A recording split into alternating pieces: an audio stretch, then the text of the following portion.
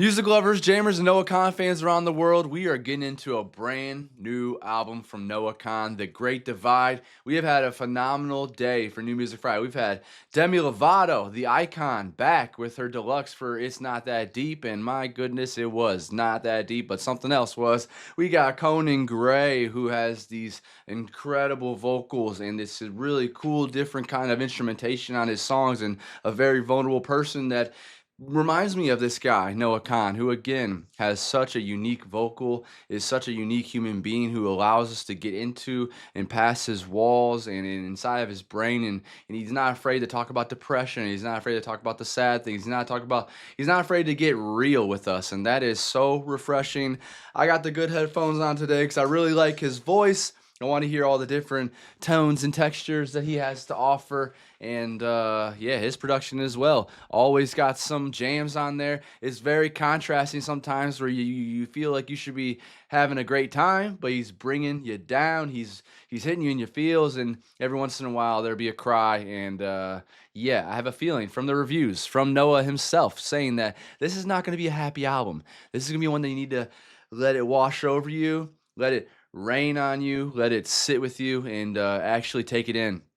I'm not like the other reviewers. I'm not like the other reactors. We do not do surface level here, so I will try my best to break down the lyrics to my best ability. I also have Genius up and ready to go for extra context, and there's probably not going to be all the lyrics in the Spotify yet anyway, so we'll have to use that, I'm sure. First song's end of August, which, yeah, it looks like we are going to need the lyrics. We have 17 songs. It's an hour and 17 minutes, so this is probably going to be a 5-hour reaction. Make sure you get comfortable. He is someone that reminds me of this woman right here, Taylor Swift, and a lot of you agree, and he has a deep reverence for her, just like we do, and I cannot wait to hear what he's got to tell us on here. My incredible moderator, Larissa, she has put together this document for me for Noah Khan and many other other artists on the channel. And as you've seen, we have worked through some stuff of Stick Season. We've worked through the music videos. We've done the a live performance from Fenway Park. We've done I Am from 2021. I've done the music videos for that just recently, just in time for this new album, The Great Divide. We're also going to watch that documentary he has on Netflix as soon as possible. I would say look forward to that on like a Monday or Tuesday-ish time frame. So, first track is End of August. Let's get these lyrics pulled up and let's play. Here we go. Make sure to write down your comments or give me your comments. Tell me what these songs mean to you. There's going to be interpretations for everybody. That's the great thing about music, is everyone can feel things and hear things differently. Come on. We're in the nature. We're in nature. The crickets.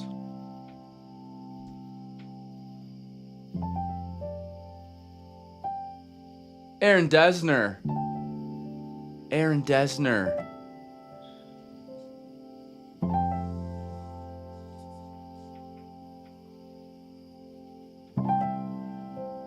Ooh, 5 minutes and 17 seconds to start off the album. This is End of August, which the next day would be my birthday, September 1st. Virgo.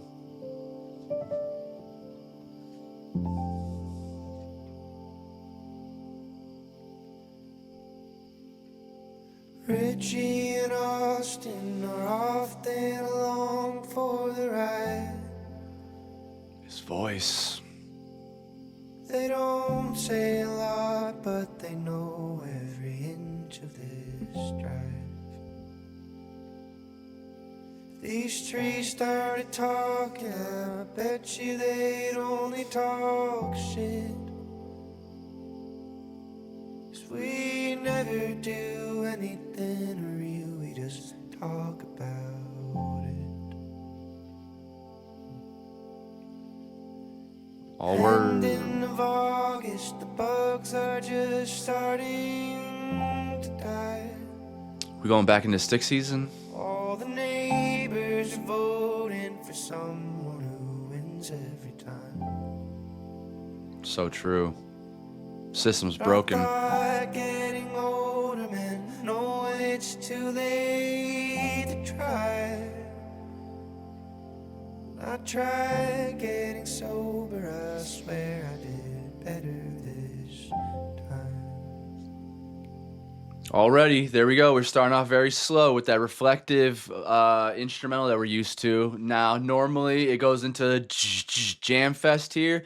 Richie and Austin are often along for the ride. Now, Aaron Dessner, we know with Folklore and Evermore and Taylor Swift, we know that a lot of those stories were characters and not exactly autobiographical all the time. And she got to flesh out this poetry that she's a phenomenal writer about. And yeah, you're always going to hear me talk about her because I think she is sensational. One of my favorite artists of all time. They don't say a lot, but they know every inch of this drive, so they've done it many, many times. If these trees started talking, I bet they'd only talk shit because we never do anything real. We just talk about it. So we're not really about the actions. We just kind of talk our stuff and we say we're going to do all these things that we never end up doing because we never, or end of August, the bugs are just starting to die. All the neighbors are voting for someone who wins every time. So usually, you know, the big wigs of the towns are going to win, the people that have the money and stuff like that. And it seems like just South Park, a turd sandwich versus a giant douche is always what we have to vote for. They'd only talk shit, 'cause we never do anything real, we just talk about it. Ending of August, the bugs are just starting to die. All the neighbors are voting for someone who wins every time. Tired But I of it. thought getting older meant no, it's too late to try. Just a little resilience there. I tried getting sober, I swear I did better this time. One foot in front of the other, y'all. Take it day by day.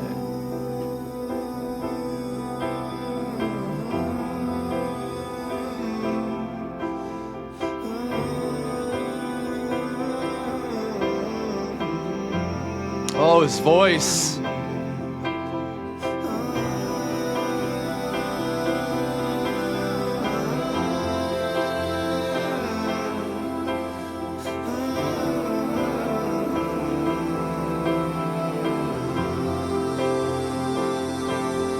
Oh, everything you see out here will die. Oh, it's a matter of time till it's fields of ice and reflector lights till it's our town.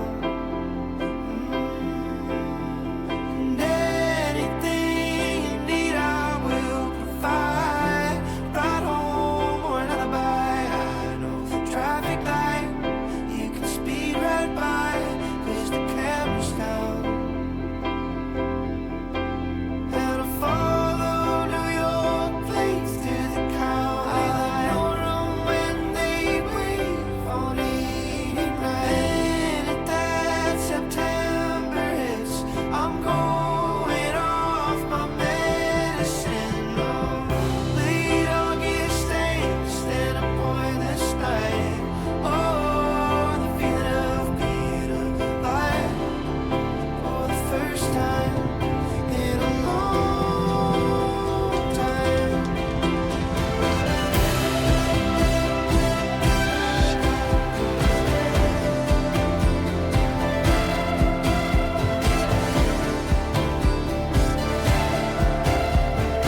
Yeah! Come on!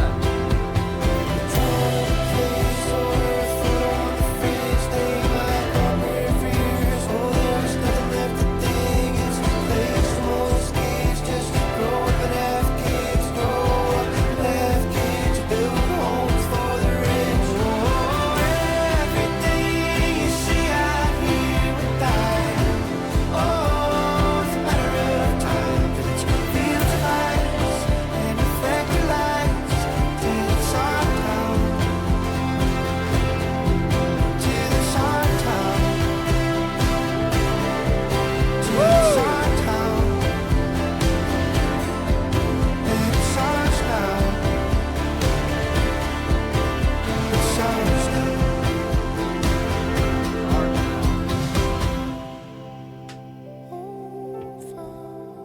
Fuck, man.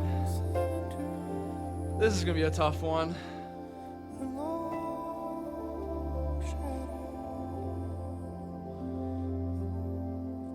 There's that area code again. Okay, y'all. So what's the only thing guaranteed in life? Death and taxes, right? This ending here, till it's our town, till it's our town, and it's our town because it's ours now. So now it's claimed to be ours. Like it's everyone. Like things pass as we get older. Our loved ones pass away. The ones that we grew up with pass away, and now it's our town. Now it's our turn to take care of it and nourish it. But they might, we're a drawing of a place. We're a photo on the fridge. They mined copper for years. Oh, there was nothing left to dig. It's a place where most kids just grow up and have kids. We who grow up and have kids who build homes for the rich. So that cycle, that never-ending cycle of the machine, and that's very relatable to myself and resonates because that's how it is here in Cleveland as well. It's there's not a ton to do, and that's life in general. I mean, a lot of other people, sure, the rich people are traveling and they're doing their thing and whatever. But most people, yeah, you're building, you're working hard,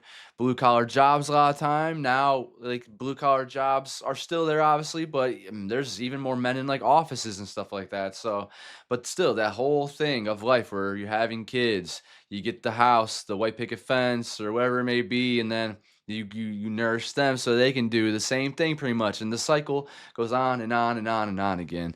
I'm very interested to hear the song bio on this. That's a absolutely beautiful way to start the album with the instrumental. But yeah, it just felt like we're describing the way that life just keeps going on this cycle. That's how it is. Opening track for Khan's fourth studio album finds Khan at his most restrained, using the quiet collapse of summer as a metaphor for emotional endings that arrive without spectacle. Fixated on temporality, August serves as the last stretch of something fleeting, where every moment feels heightened precisely because it's about to disappear. There's an ache in the way Khan frames memory, not as something distant, but as something actively slipping away in real time. That's how I feel. So yeah, think about the grandparents passing away. You think about your parents growing up and growing older, and it's very real, and the town getting older and changing. Uh, the song debuted as the first post share on TikTok. The phrase "the last of the bugs" was also previously used on 2022's "The View Between Villages" in reference to the soon coming warmer seasons. End of August, the bugs are just starting to die. There is a callback in the fourth track of the album, Downfall. Call me when the bugs don't die and the spring looks just like autumn. I love that. I love when the cherry blossoms are starting to bloom and the life is starting to come back and the bees are buzzing and pollinating, and those 2 weeks with the cherry blossoms alive is my favorite time of the year. One of my favorite times of the year. Oh, everything you see I hear will die. Oh, it's a matter of time. That is just the truest thing in this world, unfortunately. Notorious for using New England seasons as emotional metaphors, especially the period between beauty and survival. Khan is speaking to the impermanence mirrored through seasonal change, especially the emotional way of places transforming beyond recognition. Although it seems that he is reflecting on the upcoming winter, on a deeper level, Khan is referring to knowing that it's coming and feeling powerless to stop it. This reflects his fixation on inevitability, not just death, but the certainty that things end. Towns, relationship, versions of self, nothing is exempt. Till its fields of ice and reflector lights. Here, Khan uses a clear seasonal image. I think that's pretty obvious. And anything you need, I will provide a ride home or alibi. I know the traffic light you can speed right by because the camera's down. That's him being there a lot. That's him, knowing all the little quirks and things of the town, I'm sure is what it's going to say. A callback to previous tracks, references to take place during the same time period as the predecessors. Drive slowly. I know every route in this country. Maybe that ain't such a bad thing. I'll tell you where not to speed. Maine. And my dad still tells me when they're playing our songs, if only baby there were cameras in the traffic lights, they'd made me a star. That's funny. And I follow New York plates to the county line. Okay, the minute that September hits, I'm going off my medicine. Oh, late August, angst and a pointless night. Oh, and feeling of being alive for the first time in a long time. In Kahn's music, September stands as a boundary between summer's warmth and isolation of what he calls stick season, the depressing transitional period in Vermont between the peak foliage of autumn and the first snow. This marked time represents the decline in mental health, transitioning from late August angst to a feeling of being half alive. Yeah, seasonal depression is very fucking a lot of very, very real. Here in Ohio, I try to manage it the best. Like this year, I did it really well, did a good job by at least taking a vacation, but also you have to like kind of dissociate. You have to kind of fill your days with things because yeah, it is very depressing seeing everything dead and not being able to be outside. You need that vitamin D from the sun. The sun helps a lot. It makes you feel so much better. Like right now, it's been beautiful, like up and down, but just a pocket here and there. Again, the sunshine and getting like 77-degree weather. Right now it's 80 degrees and rain showers, and I can hear the thunder going on out there. But and even that is more beautiful to me than just like I don't know, just being stuck inside and just staring at the walls and everything. And there's only a few things to do. And then when you have depression, like Noah does, that makes it 10,000 times worse, like actual chemical imbalance. For Khan, the month triggers a shift in how he manages his well-being, marking the end of vibrant months and the start of a period defined by introspection, isolation, seasonal depression, and internal darkening. In an interview with Dartmouth, Khan defined transition period in further detail, describing it as the time between peak foliage and Halloween, the first snow, when all the leaves are off the trees. It's a time of transition and super depressing. See, mine is later on because I feel like the last 10 years, maybe it's because of global warming, climate change, it hasn't been as cold. We actually did get our worst winter since 1977 this year here, and it sucked. It's definitely sucked, but mine's usually like after December when when the holidays are over and the family time and everyone is done being fake nice and stuff like that. Like January, February, and March is dreadful to me. It just feels like the longest period of time, and it's very hard. You have to be able to manage it. Late August angst refers to the looming change of the seasons, though a display of self-awareness, Khan is notorious for speaking to the cold, dark emptiness of seasonal change. They mined copper for years. A callback to pain is cold water, where the miners stayed in them good old days. Yes, real man used to sleep here. It's a place where most kids just grow up and have kids who grow up and have kids. So that right there, the mine, I hate when people say real men, like as if there's not so many different kind of real men. He might even be making fun of that in a way. It's a place where most kids just grow up and have kids. This repetition emphasizes how much life lacks purpose and impact on the world at the place the narrator writes about. Life exists purely to reproduce, like animals or plants. This paints a picture of a sad place without the possibilities to unleash one's potential. Yeah, okay. All right, and then this is their Stratford, Vermont zip code. All right, y'all. So far off to a good start. I saved that one. It sounded beautiful. It made me feel reflective. It resonated. It's very relatable. Doors. We had a song on Conan Gray's album called Doors. Let's hear how this one sounds. So far, we had Aaron Desner on that one. We have Gabe Simon and Sam Westhoff on this one. Ooh, we're speeding it up.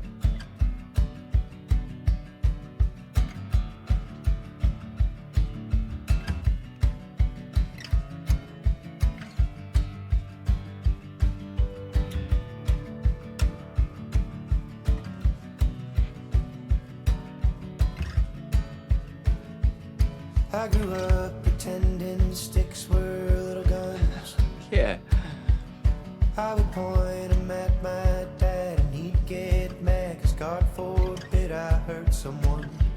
I'd hurt anyone I could, anyone who got too close and anyone who wouldn't look. I was born into a 100-year storm, foot of ass across Vermont, and in that dark and in that frost, a heart was born, malcontented and unworn. You were unsuspecting, not unworn. And I'm the trouble ahead that I scream in my sleep. You put money on red, I'm a sure bet at a losing streak. I keep showing you doors, but you can't open them up. Really, a lot of self-doubt. See me, the closer you try to look. I just live fear, babe, but you're the one who decided to knock. You knock.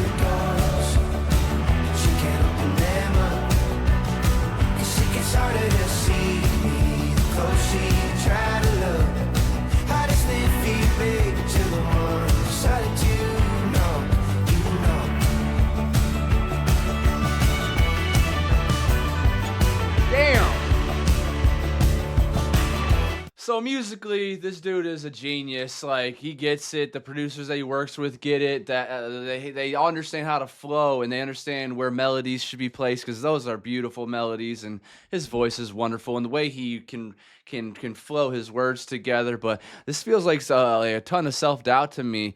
And okay, yeah, born into a 100-year storm, foot of ice across Vermont, and in that dark and in that frost, a heart was formed. So he has that. The 100-year storm, is that going to be about like the depression that was passed down to him?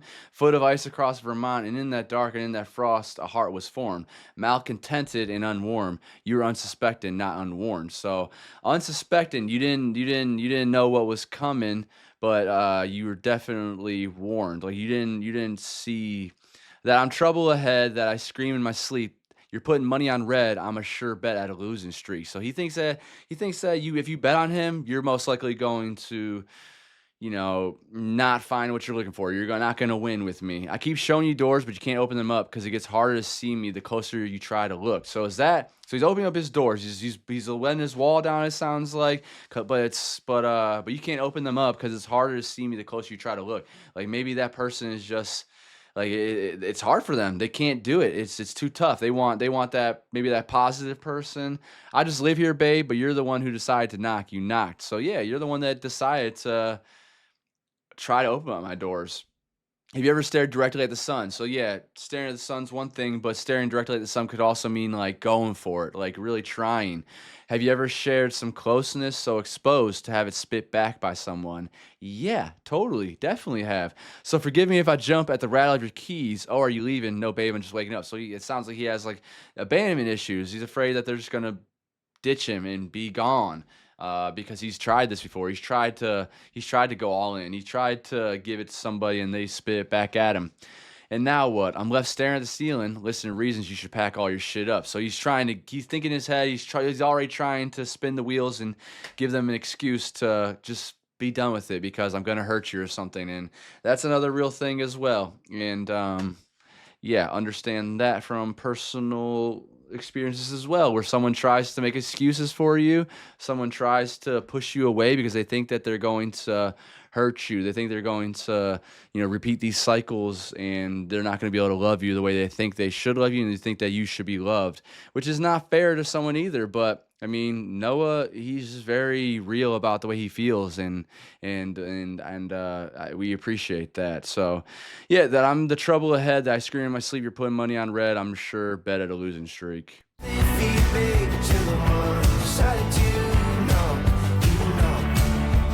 This Briz.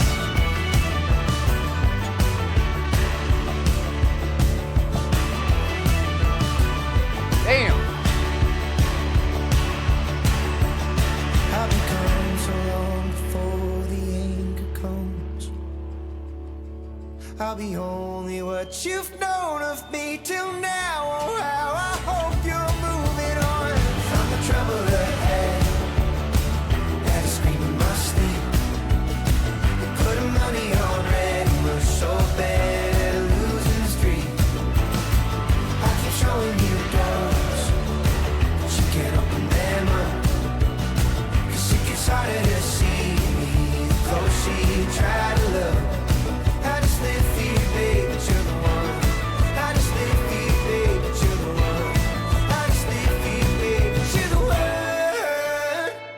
one. Woo!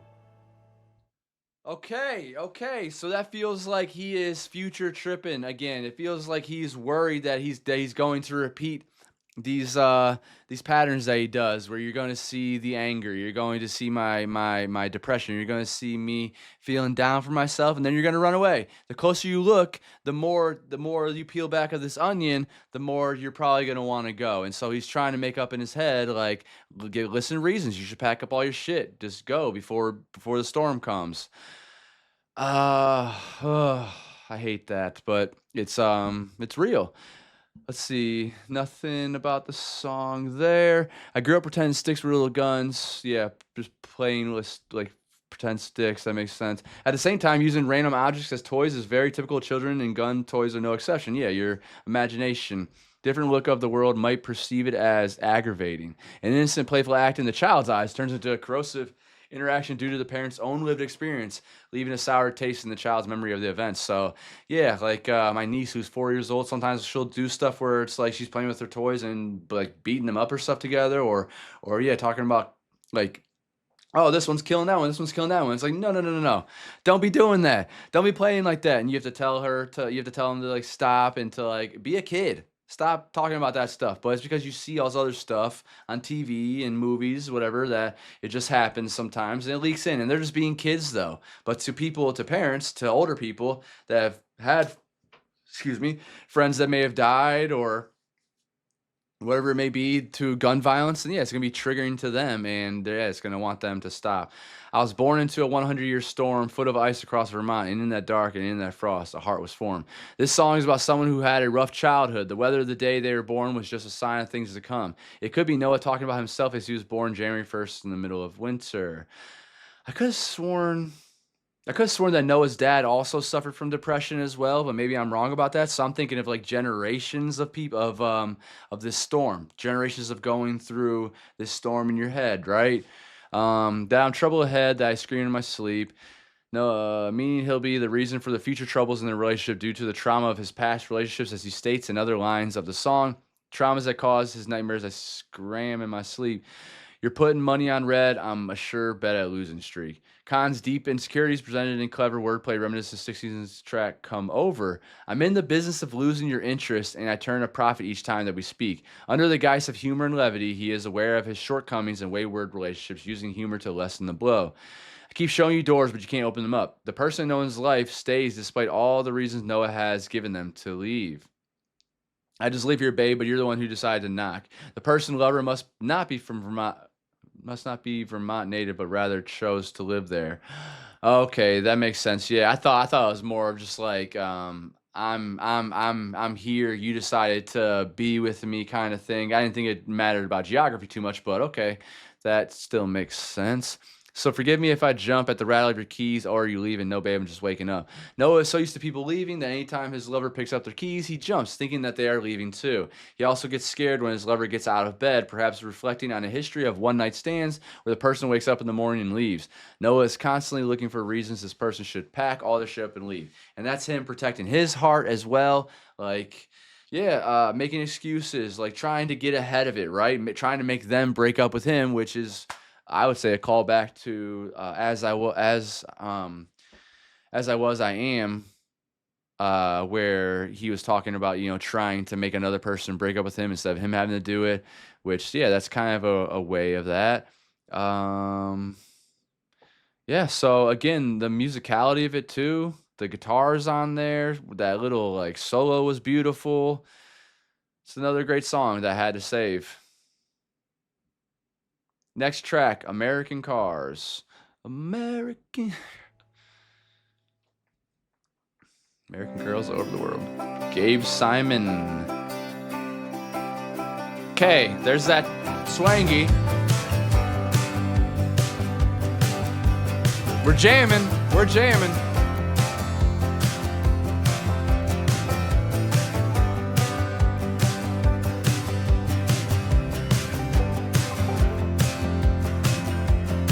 I was working on a plan to disappear completely. Got started my friends and thinking I was busy.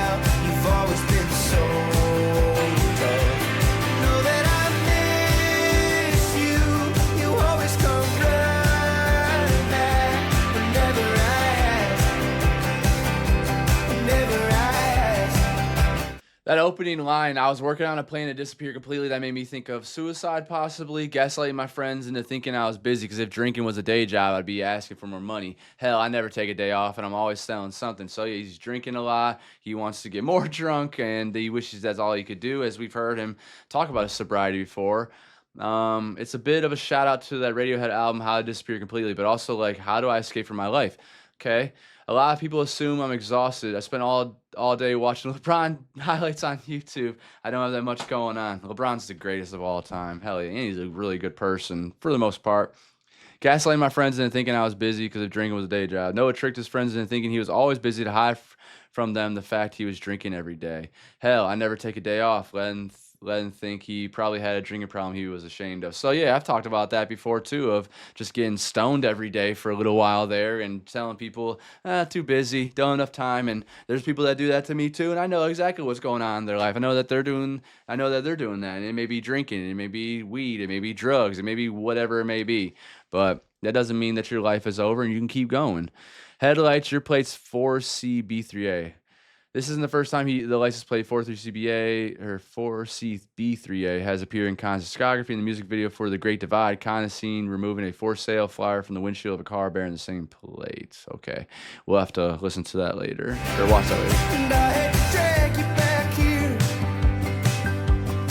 but I think he's really lost it. He's been sitting on the porch, oh, acting like a prophet.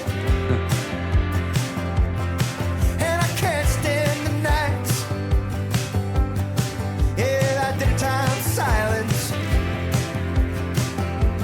I cut the tension with a knife, and I pray you started driving. Headlights, your plates for CB3A. Didn't know you drove American cars. Ray-Bans in your face, you've been driving all day, but you're home, and I'm so grateful you are. 'Cause you're gonna fix it, you're gonna patch it up. Honey, we're fragile, you've always been so tough. You know that I missed you, you always come running back. But never I asked, never I asked. Make 'em talk, make it stop. All I want is a dying love. We're drowning here, I gotta stay for more. The house of hope, you know how to talk. We did back then, we talk so much. It's fine, we go. Can you come home? 'Cause you gotta fix this, you gotta patch it up. 'Cause baby, we're fragile, you always were so tough. You know that I miss you, you always come running back. Never I asked, never I asked. You know that I miss you, you always come running back. Never I asked, never I asked. Oh, never I asked, oh, never I asked, never I asked.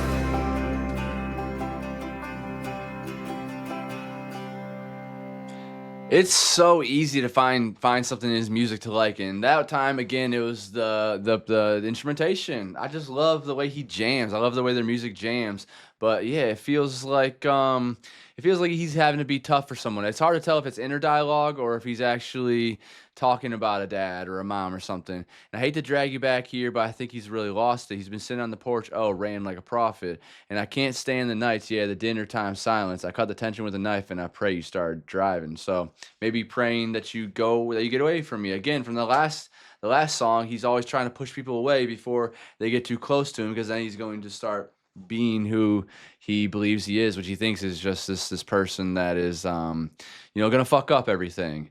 So we're also talking about how he's drinking as if it was his job, and he's pretending that he's busy because he's always drinking. He needs an excuse because he probably wants to hide it so people don't think he's like a loser or something like that. Um, there's a part, yeah, because you're gonna fix it, you're gonna patch it up. Honey, we're fragile. You've always been so tough. You know that I missed you. You always come back running whenever I ask.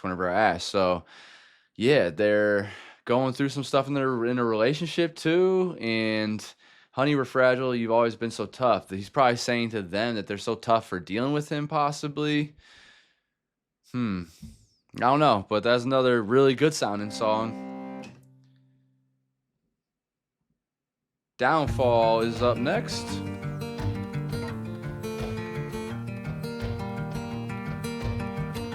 Aaron Dessner again. You can hear that sound. Something about the window seats got you feeling like a poet. You said, I think that we had everything until now, just didn't know it. I'm leaning towards a subject change in a sentimental moment. We're driving through the Garden State, we'll be strangers in the morning. The way you got your hair up straight makes you look real Californian. You know you never really could quite place when I'm angry and I'm joking. I'm cursing every exit sign and my damn Christ-like devotion. Just hoping you might change your mind and hating you for going. Roadkill fawn, you said how sad, left you brought alone like that. You stayed feeling like a fact. I'm glad you left, but you'll be back. So call me when it goes to shit. I'll be keeping the house the way it was. I won't rub your face in it. I swear I won't tell anyone. I don't mind being your tenant. You think it's fine to never move on. Keep my ear up to the door frame, and I'll keep rooting for your downfall. And I'll keep rooting for your downfall. Again, it sounds like he's pushing this person away or he's freaking out a little bit. Roadkill Fawn, you said, how sad. Left to rot alone like that. You stayed a feeling like a fact. So a lot of people doing that. We all do that, I think. You assume something, so you're assuming what something's going to be. I'm glad you left, but you'll be back. Very sad. He's right, very sad album so far. I'll keep rooting for your downfall. Call me when the bugs don't die and the spring looks just like autumn. He's outside. Tell me when you miss the climb from a hole that has no bottom. I'm hoping that the view ain't nice, that the street lights bleed into your bedroom. That you open up to someone kind and they hold it all against you. Roadkill fawn, you said how sad, left you rot alone like that. You stayed a feeling like a fact. I'm glad you left, but you'll be back. Damn, so that up there. Okay, call me when the bugs don't die in the spring looks just like on. We saw that in the first song, and we know that means that we're opening back up to, like, obviously, the rebirth of life and him getting out of that depression, and because the seasons matter. The seasons do help with that. It does, at least for me. Oh, tell me when you missed the climb from a hole that has no bottom. A hole that has no bottom, so it's just a deep, dark abyss. I'm hoping that the view ain't nice, that the streetlights bleed into your bedroom, so it's just a painful, uncomfortable thing that you open up to someone kind and they hold it all against you. So he's wishing, like, the worst for them. When it goes to shit, I'll be keeping the house the way it was. I won't rub your face in it. I swear I won't tell anyone. I don't mind being your tenant. I think it's fine to never move on. I'll keep my ear up to the door frame, and I'll keep rooting for your downfall.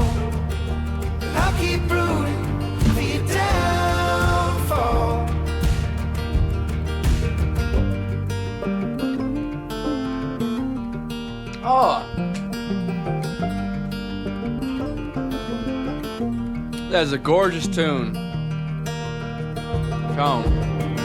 So call me when it goes to shit.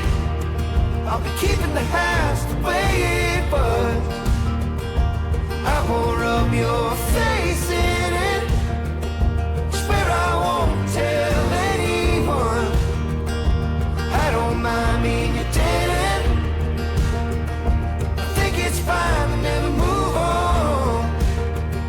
I'll keep my ear up to the door frame, and I'll keep rooting for your downfall. I'll keep rooting for your downfall. I keep rooting for your downfall. Oh, I keep rooting for your downfall.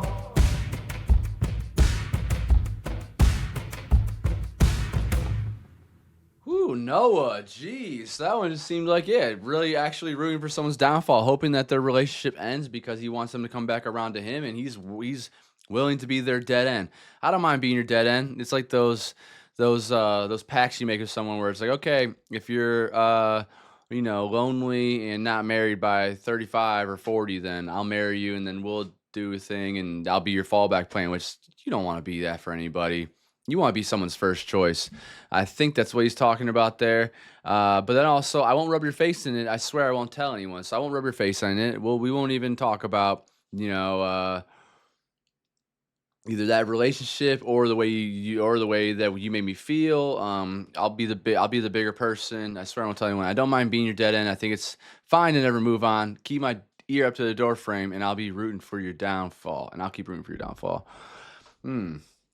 I didn't like that one 'cause it's not doesn't really relate to me. The sound though, again, sounds great.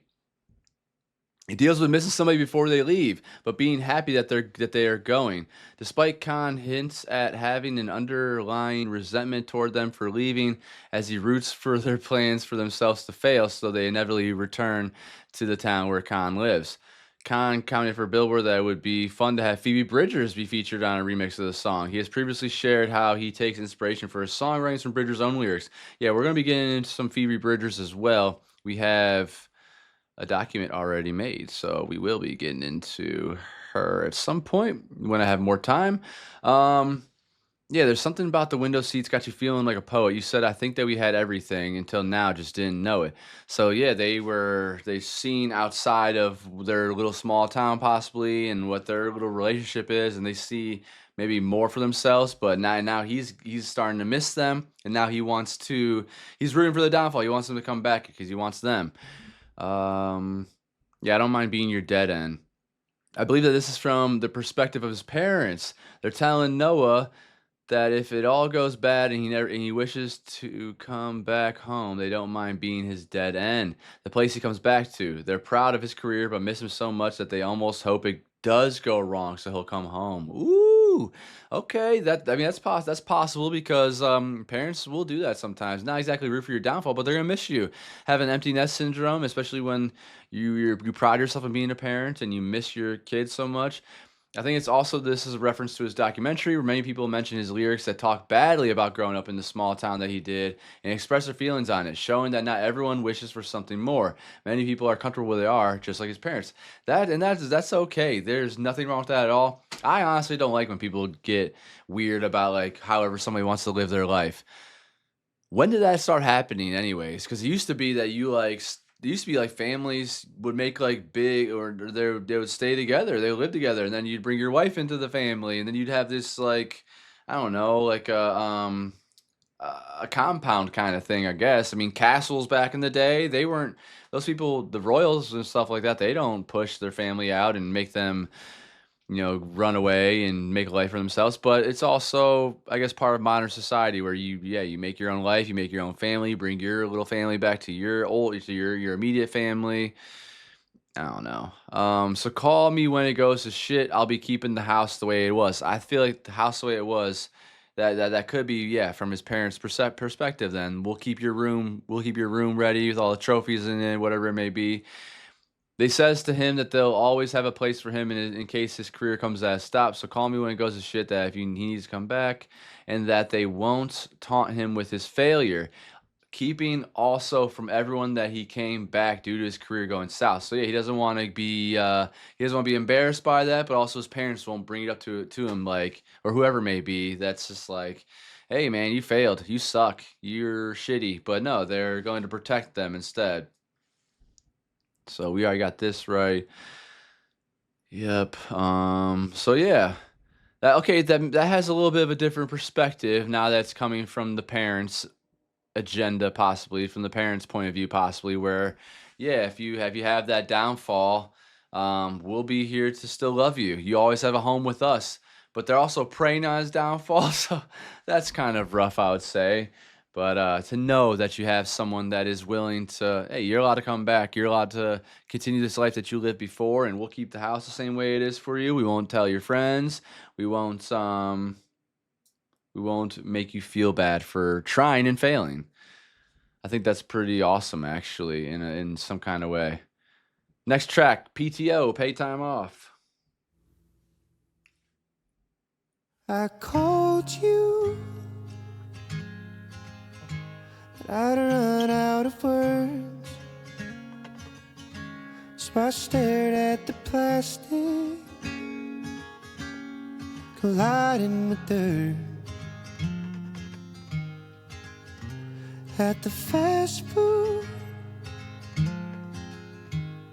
sign out in them, I prepared for the warfare with a voice in my head. And I thought it was strange how the letters replaced, how the hiring sign seemed to laugh in my face. And if you were here, you'd make a joke of it. I'm alone, getting lost in the scope of it. His voice. I see you driving, and your love is like an open flame in a burning car, your closed garage. Someone once told us there's a world out there, but we don't care enough to drive that far. It's been a damn near perfect day, just getting high at the outlet mall. Cause people grow up and they move away, but you don't care and I don't mind at all.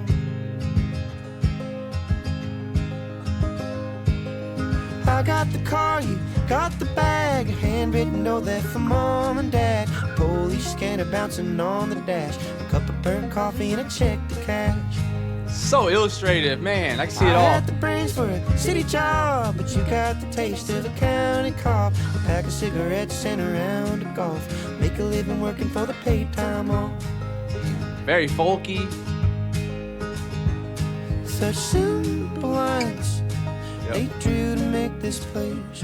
In the interest of time, we got a whole lot to waste. And your love is like an open flame, I'm a running car and you're a closed garage. Someone once said there's a world out there, but we don't care enough to drive that far. It's been a damn near perfect day, just getting high at the outlet mall. People grow and they move away, but you don't care and I don't mind at all. You don't care and I don't mind at all. Sounds like a simple life. Just okay, being content.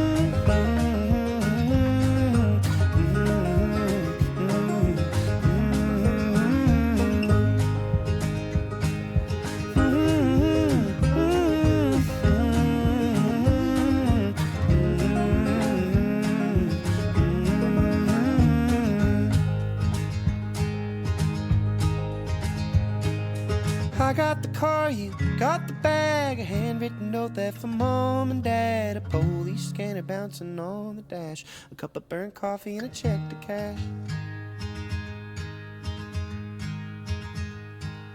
I had the brains for a city job, but you got the taste of a county cop, a pack of cigarettes and a round of golf, make a living working for the paid time off. Wow, that one, yeah, making a living working for the time paid off. That yeah, that's definitely relevant for a lot of us. A lot of us are just working for that paid time off, and you stay at that job for then the possibility of that vacation or whatever it is, where it's simple. Like he's just hitting some golf balls over here and enjoying the weather. It looks like. Paid time off. The title works as a metaphor. While it refers to taking time off from work, it likely points to something deeper, needing distance from fame, expectations of relationships, and questioning whether rest is something you have to earn. It also touches on the guilt that can come with stepping back even when you're overwhelmed. Whew, yeah, that sucks. That feeling sucks. I called you, but I'd run out of words, so I stare at the plastic line with dirt. The narrator reaches out but has nothing left to say, a sign of emotional exhaustion or depression. The plastic line with dirt is an image of litter. It suggests that the narrator is in a low place, both physically and mentally, focusing on the decay of their surroundings. The final line of the first verse acts as a turning point. The tension of the warfare and the laughing signs instantly vanishes the moment the partner arrives. It sets up the rest of the song perfectly. The narrator is willing to accept a stagnant life with a toxic relationship, specifically because it stops the lonely suffering described in his first verse. I can't do that. I can't do that. And your love is like an open flame. I'm running a car in your closed garage. A running car in a closed garage is a method of carbon monoxide poisoning. By comparing their love to this, narrator suggests that while the relationship feels warm and familiar, it is suffocating and toxic in the long run. They are staying in one place until it eventually kills their potential, their spirit, or them. Oh my gosh. Someone once told us there's a world out there, but we don't care enough to drive that far. The couple in the song are blessed with willful ignorance. There's far more out there for them to see. They just simply don't care to seek it out, staying in their hometown and not doing much to grow out or grow up. And that's okay if that's what you want to do with your life, you know? I want so much more for everybody, but because I feel like when you get out of your town and you go experience things, whether it may be a vacation or what, getting out of your town, getting out of your country, it does a lot for you. It grows you a lot. And then you start having this desire to do more, to see more. Because honestly, like you said in like the first track, where it was all about like reproducing and everything, and life is just a cycle, this mundane cycle. Like there's things that we've done with society where it's like we you want to go see buildings, you want to go see pieces of nature that are in this world, because this world, this earth that we're on, is beautiful. Me personally, I want to see so much. I want to see everything I possibly can. I had the brains for a city job, but you got the taste of a county cop. Again, similar to the chorus, the narrator of the song is suggesting that they have traded themselves for the sake of their partner, even if they could have gone on to do greater things. The partner, preferring a county cop, is holding the narrator down, and he is okay with that. And your love is like an open flame. I'm running car. We've heard that. If I had brains for city jobs. So yeah, someone that kind of stuck in their way, stuck at being in the small town or wherever it may be, and being okay with that and not having any ambitions to have more. Okay, so we have The Great Divide. I'm pretty sure there's a music video for this. The Great Divide. There is a music video for this. 103 million streams already. So we'll check out the music video right after this. I'm going to try something different here on the album reaction. Usually, you have to wait like a couple days for me to get to it. I'm going to try to get into that. Let me try something different this time, because I feel like he is very poetic, and a lot of time there's hidden meanings with like his towns and whatever, where I feel like I need to know some stuff before. So The Great Divide. The Great Divide was written 2 years prior to his release, performed sporadically at live shows, and heavily teased across social media. Amidst undertones of religious trauma, The Great Divide focuses on an eroding relationship, a divide that forms through suppressed anger, avoided questions, and subtle emotional shifts. One person is still trying to reach in while the other has already pulled back. Fuck. It's about misalignment and avoidance, and how silence and small resentments can create distance that eventually feels impossible to cross. Okay. In addition to the themes of lost friendships and regrets surrounding misunderstandings, Khan shared an exclusive interview with People magazine stating, I started to think about divide in my life, whether that was the divide between me and this old version of me, or me and the people that I used to know growing up, or the people that are in my life that I'm still trying to keep a relationship. Another thing that I've talked about before, and that's going to happen in your life most likely. It's very rare for people to have the same friends your entire life, but me and a few of my friends that had for 17, 18 years, we don't talk anymore, and it's because we grew apart, and it's natural. I matured a little bit before them. They want to stay behind and not stay behind, but they want to keep doing the whole drinking cycle nonstop, and chase after girls and women, even though they don't ever like get any. So it's like, what are you guys doing with your life? You're just continuing the cycle where you're getting drunk and fucked up, waking up in the morning all hungover as shit, and then you're doing it over again. And then they start prioritizing relationships with drinking buddies instead of friends that want more from them, or friends that are more for them already, where you share more interests with each other, music and sports and art and whatever it may be, time together. And yes, drinking as well. But when it's just that one thing all the time, it gets very annoying after a while, and or whatever it may be for you, and you're gonna feel the great divide where everyone's separating. Maybe some friends are starting to have kids and getting married. Maybe one friend is like Noah and becoming famous and moving on and having a whole new life for themselves. So yeah, very real as always from Noah Khan.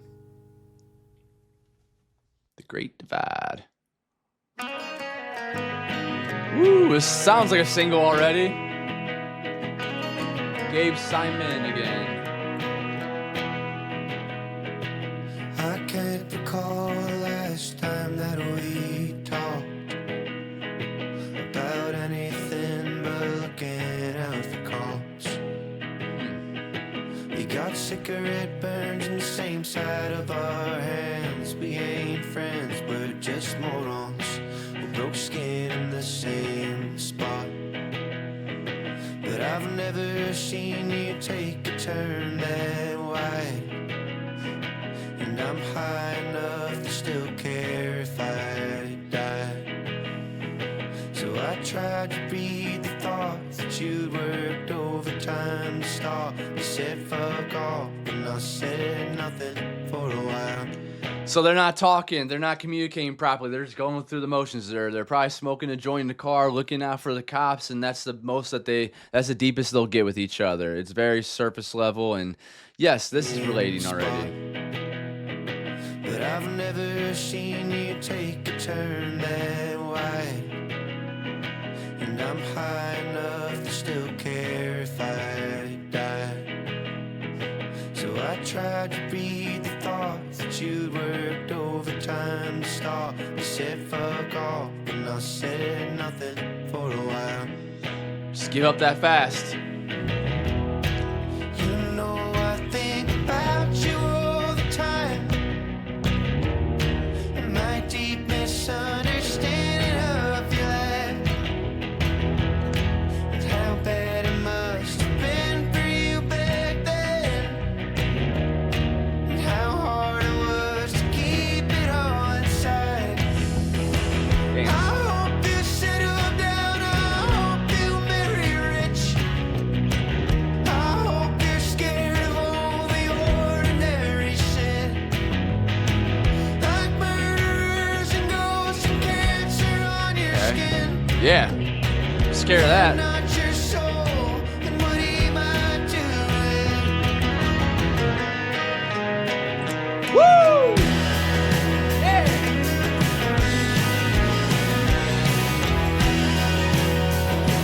You wedged yourself across the great divide. Hope you drove aimlessly along the Twin State line. I heard nothing but the bass in every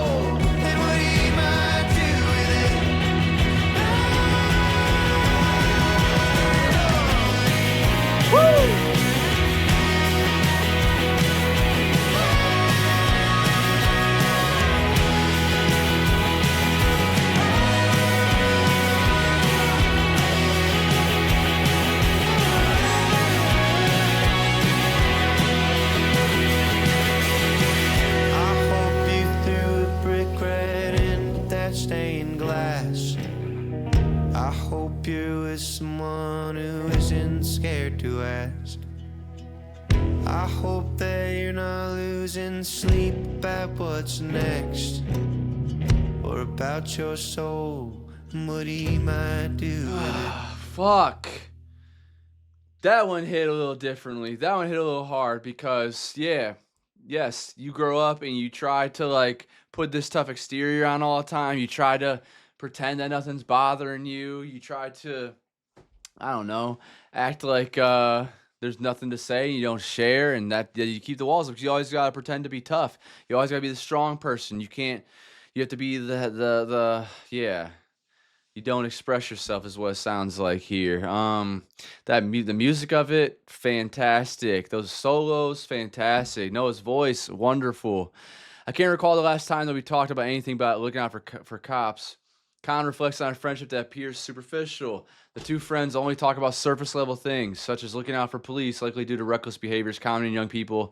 It also worth noting that the music video begins with a flash of a phone number on Khan's car. His phone number, the same number she calls me back.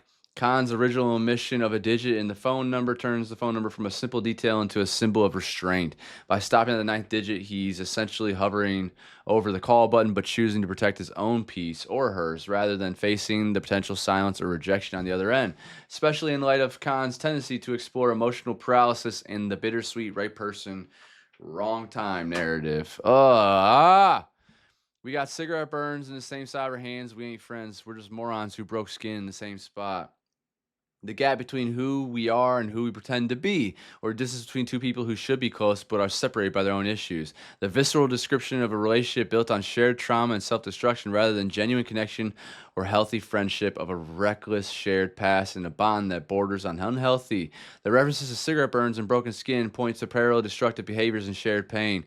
This suggests that their only common ground is the scar tissue they've both accumulated. Khan then strips away the romantic or sentimental idea that shared pain makes people soulmates in remarking of the lack of a true friendship. He's suggesting that just because you've suffered in the same way doesn't mean you actually like, respect, or know each other. Very true. By calling themselves morons, Khan rejects the tortured artist trope. He's being blunt. They weren't being deep or poetic. They were just two people making bad, painful decisions. The connection is purely coincidental and biological. It's a critique of relationships that exist only because both people are currently in their lowest point. So yeah, you usually come around people that you share these kind of things with because they understand you a bit, and it kind of a lot of time it turns into like a Stockholm syndrome where you end up hanging out with them and you repeat these cycles over and over again because yeah, we're going through the same stuff, and because that's how it's like supposed to be. You feel like it. In essence, these lines convey that trauma bonding isn't the same thing as love. It's definitely not. You can have the same scars as someone else and still be complete strangers. This part, where is it at? Here. So I tried to read the thoughts that you'd worked overtime to stop. You said fuck off, and I said nothing for a while. Showing guardedness. The other person has been actively suppressing something, possibly resentment, doubt, regret. Meanwhile, Khan attempts to mind read what's not being spoken, causing tension between perception and concealment.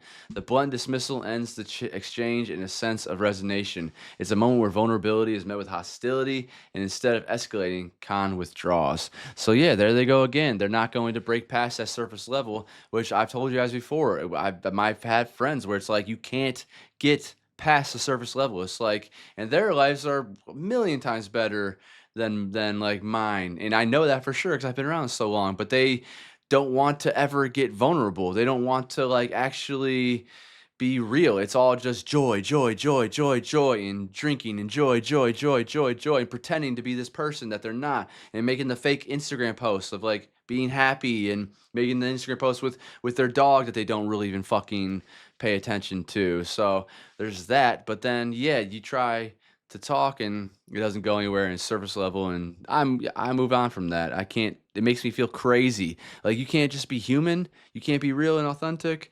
I know, I think about you all the time and my deep understanding of your life and how bad it must have been for you back then and how hard it was to keep it all inside.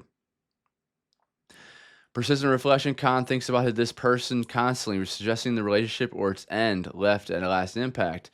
Belated empathy. Khan acknowledges how difficult things must have been for the friend in the past, admitting he didn't grasp the severity of their situation at the time. So I feel like that friend. I feel like one of my old friends should be feeling like Noah Khan's situation, but they don't. Because people do not give a fuck. Most people do not care. They just continue on. They continue with their cycle of just drinking buddy bullshit or chasing ass bullshit. Khan reflects on how hard. Okay, weight of secrecy. Khan reflects on how hard it was for the friend to keep their pain hidden and keep it all inside while he remained unaware. So yeah, so Noah, I mean, dude, you maybe you're just too busy with your own stuff going on, but yeah, that's part of like not actually knowing your friends, not actually trying to get to know actually trying to get to know them and trying to ask them and see what makes them tick. Like that, yeah, that's not real friendship. That is just going with the motions, and I hate that stuff. I hated that my friends like didn't really care. You guys know more shit about me now than some of my friends I had for 17, 18 years knew about, because they just like, I don't know, a lot of time we were just playing basketball, football, or yeah, when we got older, we're drinking buddies and we're going out all the time, every single weekend. It's like, all right, put on your best clothes, go out to the clubs, go out to the bars, and this is what we're supposed to do because we saw the other people above us were doing. We saw that's what we thought that's what society is supposed to do. You don't see, especially for men, you don't see many examples of where you're allowed to become vulnerable and talk about things, especially the things that hurt, especially all the things that you've gone through. You should, because it's healthy. This year, I hope you settle down. I hope you marry rich. In a way, Khan is machinating and imagining a life for this person he doesn't know anymore when he wishes them well. He may not know it, but doing that in this way also helps heal the regret Khan has carried with him as his way of indirectly apologizing. I hope you're scared of only ordinary shit like murderers and ghosts and cancers on your skin, and not your soul and what he might do with it. So, like someone just like breaking your heart, probably. It suggests that the subject's scars have transcended typical human anxieties like illness or supernatural and evolved into existential crisis. Khan is suggesting that the subject has been profoundly shaped by the past, lasting impact of past trauma, transitioning from common anxieties like illnesses or ghosts to deeper existential dread. This shift implies a moral injury where the person has either been hurt or caused harm, resulting in a permanent internal change. By capitalizing he, or reverential capitalization, Khan invokes the presence of God, highlighting a spiritual crisis. The subject feels a tense or fundamental wrongness so intense that they believe they are beyond the reach of divine grace and unworthy eternal paradise. Damn. Okay. There's a lot to get in here. Very, very deep, and it is bringing up things of the past. And I feel like I'm repeating myself in a lot of my reactions now because I've already talked about a lot of this stuff to you guys. So let's go watch the music video. Let's check out the video. Noah. Oh, there's the phone number. License plate.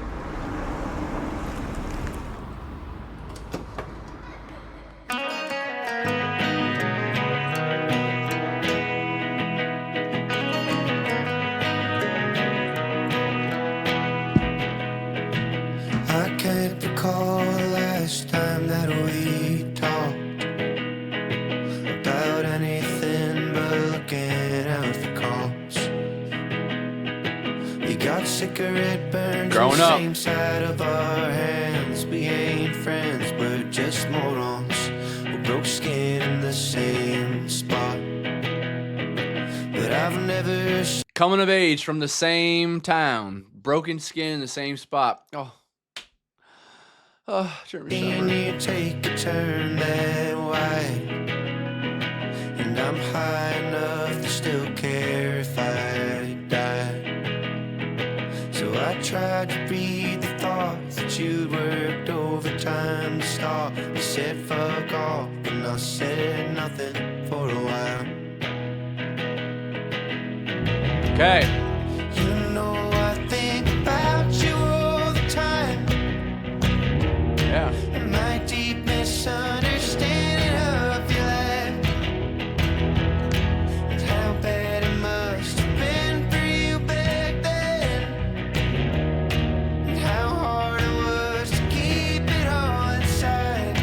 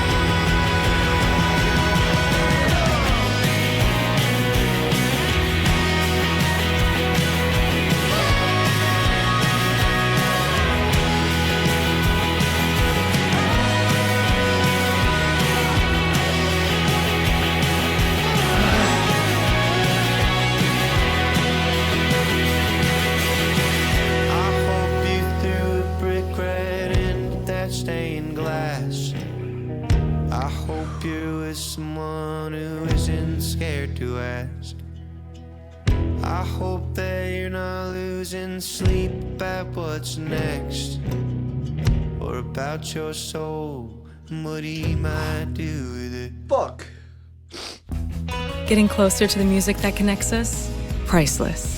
This summer, hit the road with Noah Kahan. Get special access to preferred tickets for the Great Divide Tour, available only through the Master. All right, yes, fuck advertisements right there like that. That's dumb. Wow.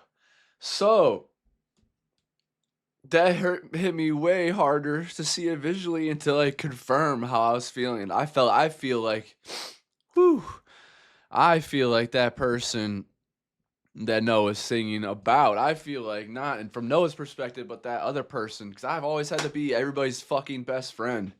There's never time for, people to listen to me. It's always them on my shoulder crying. It's always me being everybody's best friend. And yeah, like I said, and it's been years now that I've moved on from certain people that were like fucking brothers to me. Like growing up at that age and keep going and going and going and being there for every birthday, be there for graduation, be there for every time they're in a different relationship with somebody and making friends with their girlfriends and whoever and their boyfriends and whoever, and just never getting it like reciprocated from them for some reason. I don't know. I still don't know why. Because I know I'm good enough and I know I've been everybody's best friend. I know that. But yeah, it's like the moment I ever wanted to talk about things is just like, fuck you. Don't bring that shit around here. Don't not be joyous. Don't not be that wacky ass dog that we're used to. And it sucks. So seeing that and seeing the way the other person's going through it and breaking down, it hurts. That definitely hurts, and it's something I don't think about them all the time. Every once in a while, I'll think about them. Like, damn, really? I'm not good enough for an apology. Like all that time being a friendship, knowing we're great friends, the music we shared, playing sports all the time, again being at your weddings and stuff, and still like, it sucks. But you move on, you make different friends like I have, and meet different people, and things get better. But yeah, it doesn't mean that you don't end up missing those people sometimes. You don't miss, like, I'm sorry, you can't replicate your childhood. Your childhood is like, it's really important. It's really special. So not having those people in my life anymore, it does hurt. But it's a decision I made because I felt like I was losing my mind. I felt like I couldn't be human anymore. I felt like I was just like this person that was just there for your entertainment and never just actually real human, real friend. And that sucks. Only when they're drunk, only when they're drunk, and then next day it's Groundhog Day and they forget about everything, and it's annoying. But yeah. So him talking about, like, I hope that you're just kind of feeling only the pains or only the anxiety of normal things that everybody else feels. That's really nice to hear in a way. He wish, it's like a way of saying, like, I wish you the best. I wish that you're not getting like beat up by other people like mentally, and I wish that you're not going through it horribly, and that the only thing that's scary on your mind is ghosts and cancer, because those are things that we can't control at all. Whew, that got me bad. That was a great song. Storm took the phone lines down, and now you're I can't call, and you're bouncing off the walls. Ugh. Stretch my arms real wide, tried to break your fall, but you got up mad as hell and told me that I had it all.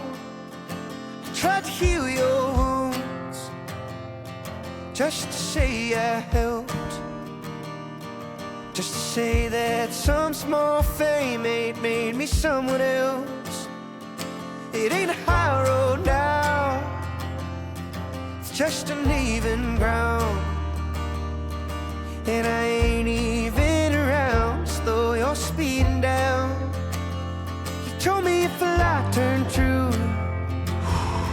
and I would still be. You ain't a goddamn hero now, 'cause you cry on live TV. Damn. But at least got a soul still, even if I'm in a bad place. Yeah. Even if I'm eating fast food, sleeping at my dad's place. Happy for your haircut, I'm glad you got your act clean. Showing up like bad news, leaving like a bad dream. Help me a bit. So this haircut is representation of them moving on and changing, and Noah staying the same person. He still has his soul. This other person got rid of their soul, traded for, who knows, Wall Street or whatever it could be. You never know. Yeah. I'm a hero now, 'cause you cry on live TV. But at least I got a soul still, even if I'm in a bad place. Even if I'm eating fast food, sleeping at my dad's place. Happy for your haircut, I'm glad you got your act clean. Shit. Showing up like bad news, leaving like a bad dream. Help me if it helps you sleep. I don't need to co-sign now. Oh, we get along just fine. For 200 years we laid bricks in the dirt, solar in the copper mines. You grew your hair out long, now you think of Jesus Christ. There ain't nobody mistaking your guilt for some great sacrifice. Got born in the New Hampshire space, and left us for the New York Times. Now you stumble around like a ghost, telling people how you died. Told me if a lie turned true, lie would still be. You ain't a goddamn hero now, 'cause you cry on live TV. But at least I got a soul still, even if I'm in a bad place. Yeah. Hold on to Even your if I'm soul. eating fast food, sleeping at my dad's place. Happy for your haircut, I'm glad you got your act clean. Showing up like bad news, leaving like a bad dream. So this one resonates as well. There's another friend of mine that I had where they just changed completely, and I've told you a story about how. And another reaction. I don't know how many of y'all watch all my reactions, so I'm sorry if I'm repeating myself. But my friend who was with a girl for like 6 years, and they graduated together, and then he went back home to his mom's to start saving up and just life after college. He was trying to go get a job and everything like that.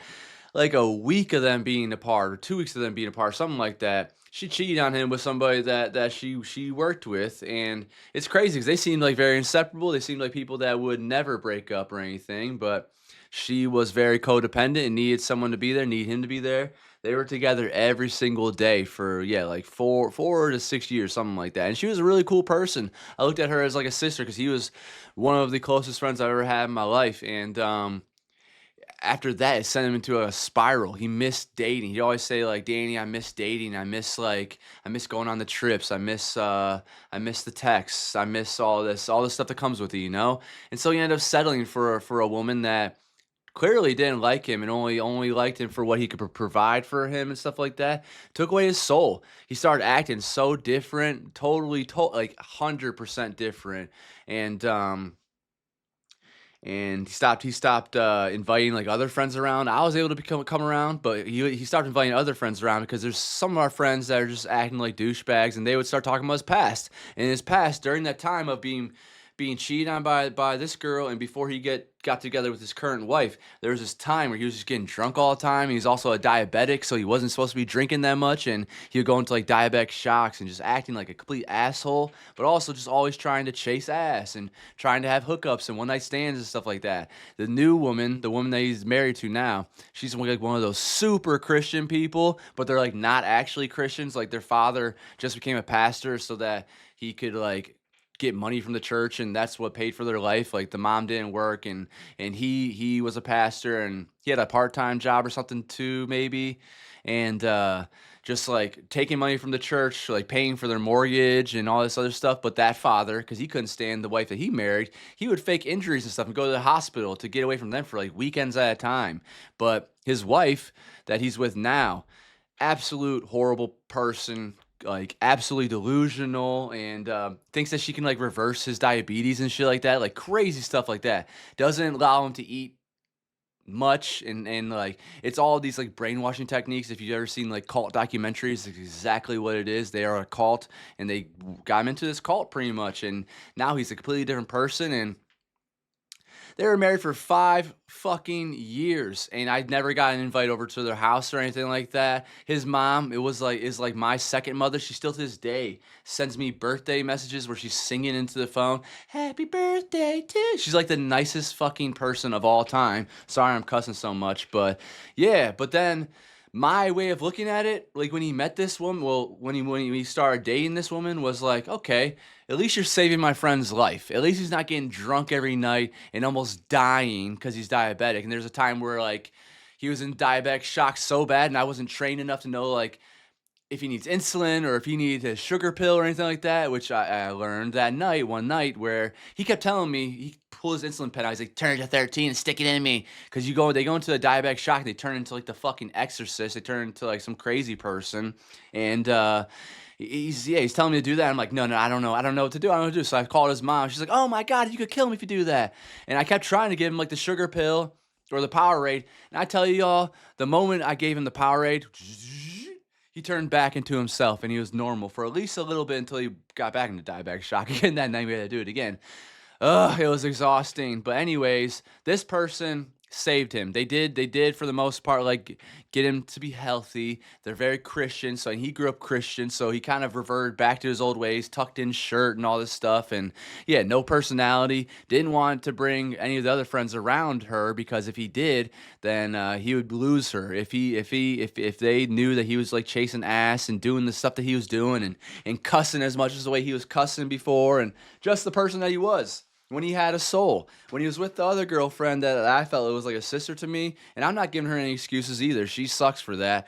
But he was the foolest person. He was his truest self he ever been, and I thought it was a fantastic relationship and everything. But yeah, so this kind of is, I kind of feel that here. This is what it seems like to me, is this person just like trading in their soul for like maybe just this like secular thing that you're supposed to do. Like you say, the picket fence, the baby, the house, office job, and all this stuff, which is fine if that's what you want. But if you trade your soul and you become a completely different person, you can grow up.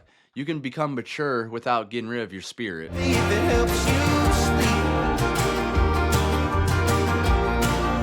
help me if it helps you write. Help me if it helps you leave.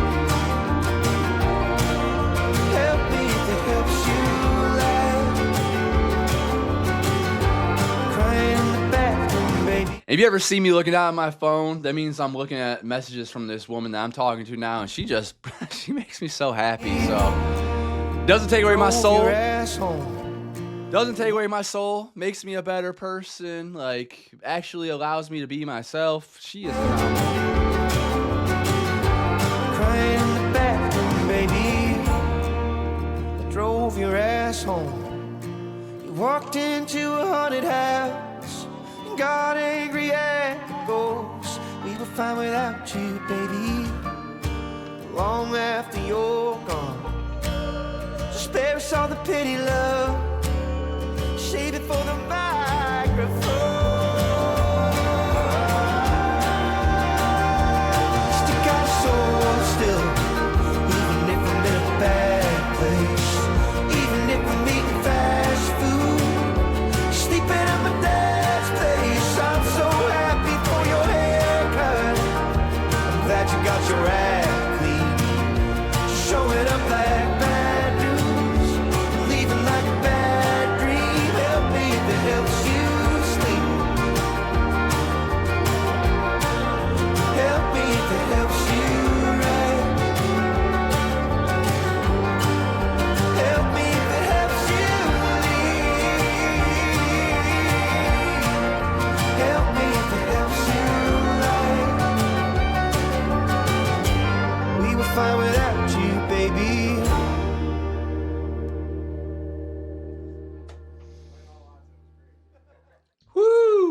So yeah, that just brings up more trauma that I've gone through, and but it's real, and it feels like another Jukes therapy session because I've just been around a lot of people that just don't. I don't know. They give rid of their soul.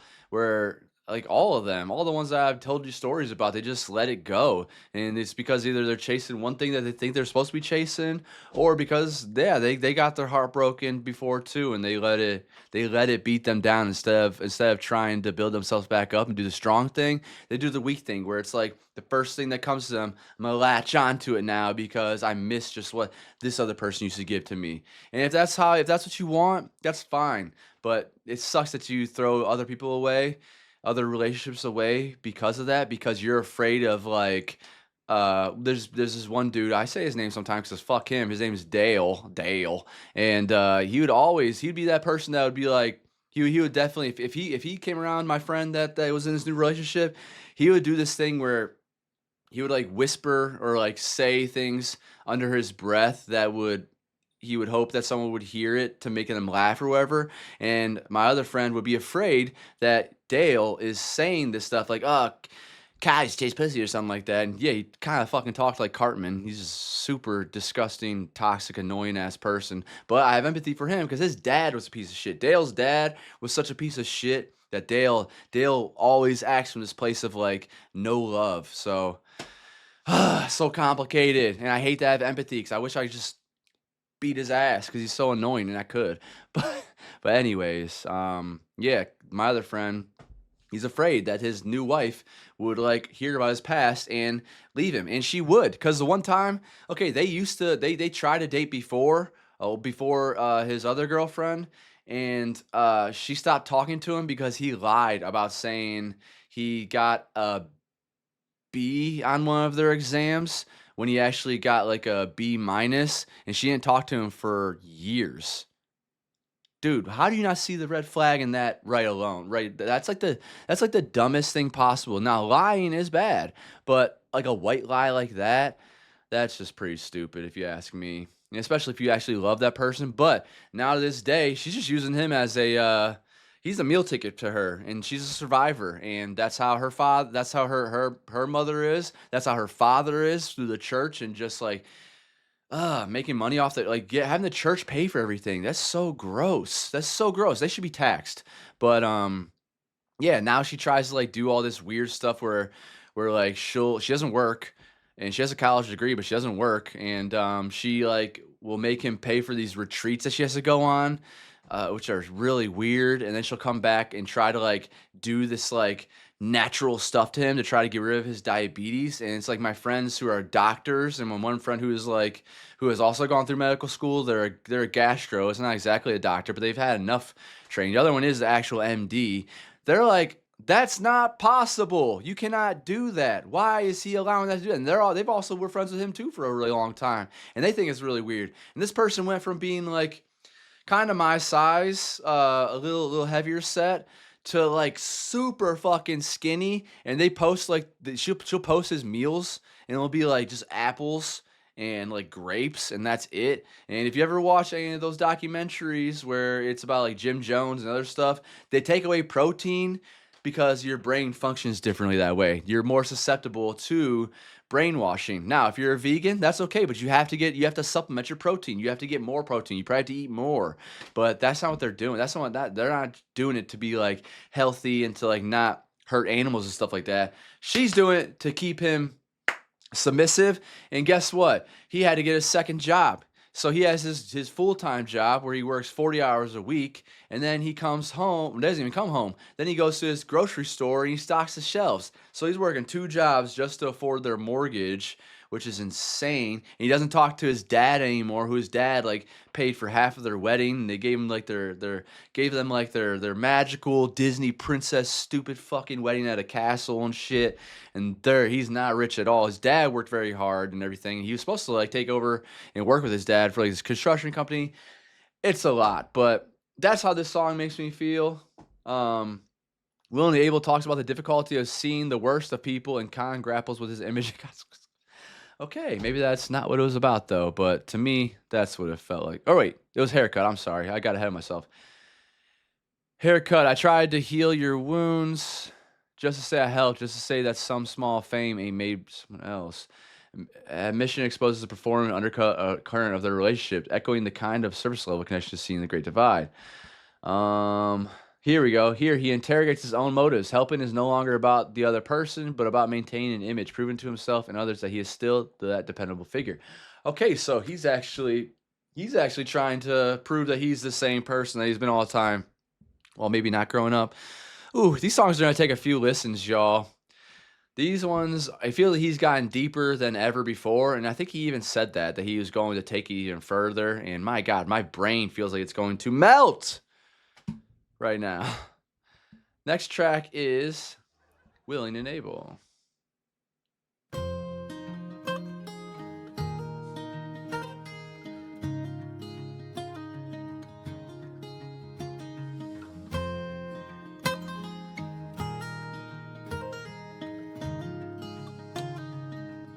Aaron Dessner again. Oh, when my weight left the room, did you take a deep breath? I stole the beer, drove home, there was only one left. I think we're gonna have to do a re-listening to this. We're already at an hour and 40 minutes, and I have to go and take care of my grandpa in like 30 minutes. I don't think we're gonna make it through, and I don't want to give you guys a surface level reaction. So you're going to probably see me post something on the Patreon to ask if you want it in parts or if you want it in a full thing.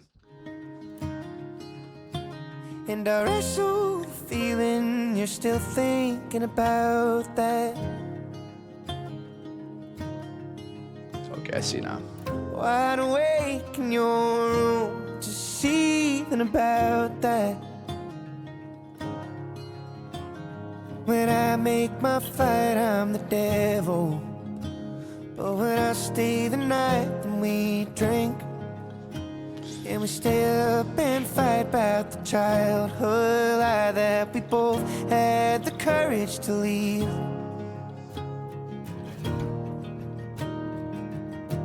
I'm willing and able.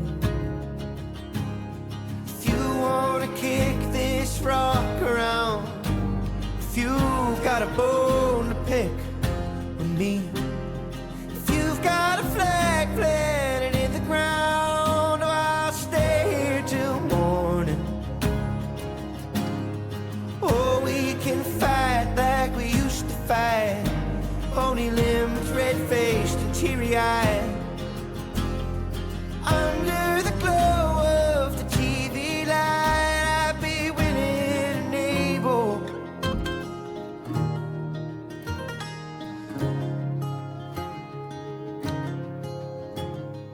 Look at you leaving again, it's all you know how to do. Go ahead, take the last of the drinks, the world belongs to you.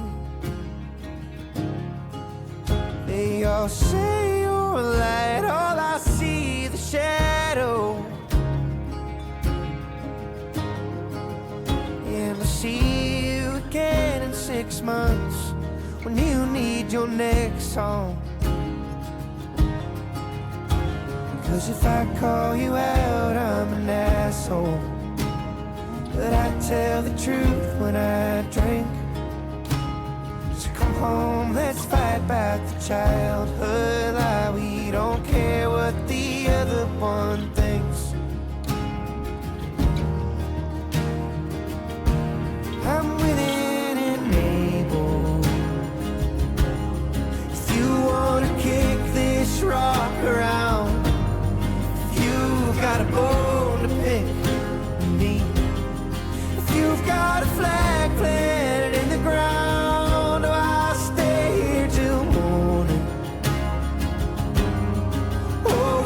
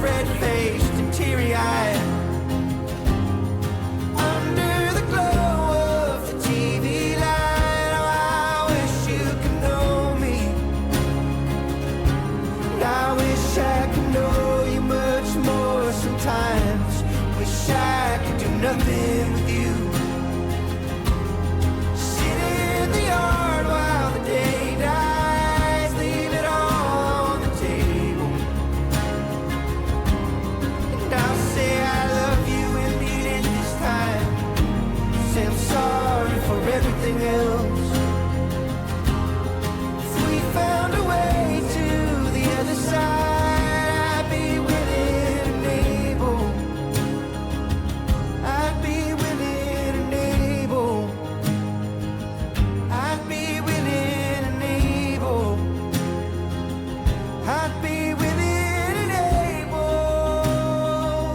I'd be willing and able. I'd be willing and able. I'd be willing and able. I'd be willing and able. If you're willing, I'm able. Aw. Okay, let's see what this one is about really quick. Willing and Able talks about the difficulty of seeing the worst of people, and Khan grapples with his image and the consequences of the actions. I'm willing and able if you want to kick this rock around. Khan is more than ready to stay awake through the night and argue about anything this person wishes to argue about, but primarily the lie they both have told themselves, which is that they had the courage to leave their hometown, not because of some other reason that forced them to leave, i.e., Khan going on tour, for example.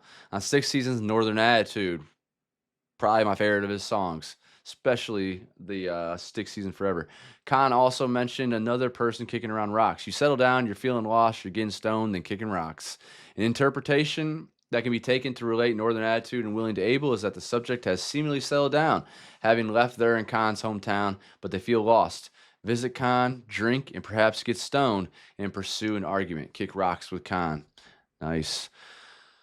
Yeah, okay, so my mind is pretty preoccupied right now. I have to go take care of my grandfather. You guys know that if you've been here for a while already. And I have like 30 minutes to get my bag packed and get over there. And his house is about 30 minutes away. So I kind of screwed myself here. I'm going to, yeah, you'll probably see a message on Patreon or something like that. So if you, I'm gonna leave this in here just so you know that there's a cut, because there's going to be a cut, because yeah, I just don't have the time. I'm gonna ask you if you want it split up or not. But yeah, I will get right back into this. This has been very heavy so far. It's a lot to take in. We are an hour and 44 minutes in, and we're on the 8th song, and it's very heavy. There's a lot to take. It's a lot to take in from his life, and I feel like we need to know a lot more context still. Even though I've gone through most of his albums and watched a lot of the videos, it's still a lot that he's given us, and he's putting on us. So, and a lot of times it's hard to tell if it's about like a relationship, like a romantic relationship, or if it's about friends. And that one there, Willing and Able, seemed like it was about a romantic relationship and being willing and able to listen to you and listen to you talk and grow with you, possibly, or move on maybe.